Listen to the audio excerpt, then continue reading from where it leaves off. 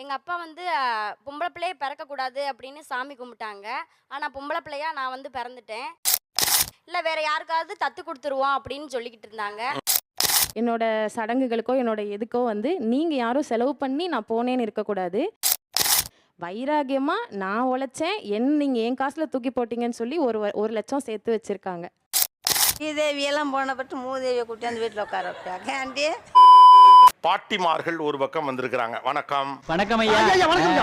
வணக்கம் சாமி. வணக்கம். ஸோ அவங்களுடைய பேத்திகள் எல்லாம் இந்த பக்கம் வந்திருக்காங்க. ஓஜி பாட்டி, என் பாட்டி ஓஜி பாட்டி இப்படி ஒரு ஹீரோயிஸ்டிக் திங் பண்ணுவாங்க அப்படின்னா அது என்ன? அந்த விஷயத்தை கேக்குறியா? வா சொல்றேன்.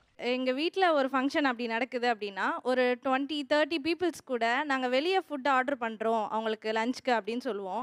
ஆனா அவங்க ஒத்துக்க மாட்டாங்க. முடியாது. நீ கல்லாட்டாடுங்க, நான் ஒத்துக்க மாட்டேன். நீங்க எல்லாத்தையும் வாங்கிட்டு வந்து கொடுங்க, நானே செஞ்சு கொடுத்துறேன். கிட்டத்தட்ட ஒரு 10 டிஷ் கூட செஞ்சிருவாங்க சார். இது என்ன பிரமாதம்? இது விட பெசலைட் ஒண்ணு இருக்கு. சோ அது வந்து இன்ஸ்பைரிங்கா இருக்கும். எப்படி இவ்ளோ பேருக்கு ஒரு ஆளா செய்றாங்க? 30 பேருக்கு ஒத்தாளான்னு சமைச்சு செய்வாங்க சார். அப்படிங்களா? ரொம்ப சந்தோஷம். எங்க ஆயா வந்து ஒரு வாட்டி அவங்களுக்கும் அவங்க பையனுக்கும் ஏதோ சண்டை.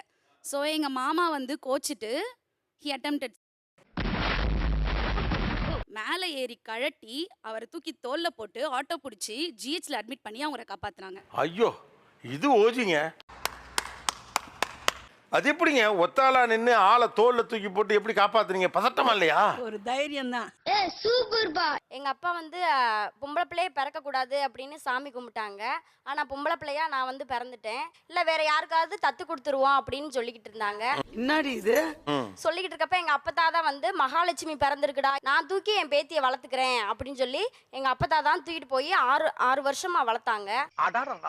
உங்களை மாதிரி மனுஷன்லாம் இருக்கனாலதான் கொஞ்சமாச்சும் மழை பெய்யுது. சின்ன வயசுலயே எங்க தாத்தா இறந்துட்டாங்க.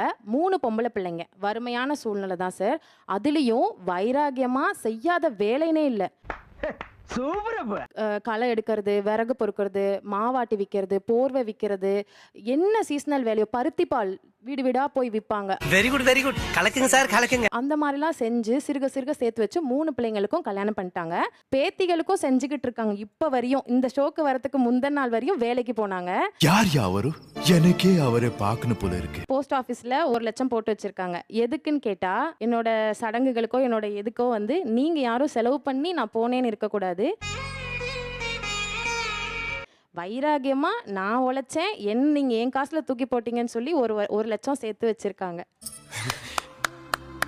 செய்வாங்க. நாளைக்கு நீ செஞ்சு நான் செஞ்சு 3 பிள்ளைகளுக்குள்ள வாதாட்டம் வருங்கல்ல சார். அட போட்டி போட்டு செஞ்சுட்டு போட்டு சந்தோஷமா? அதெல்லாம் வேணாம். நமக்கு நம்ம காசு தான் நம்ம மேல விழுங்கணும். உழைச்சவங்க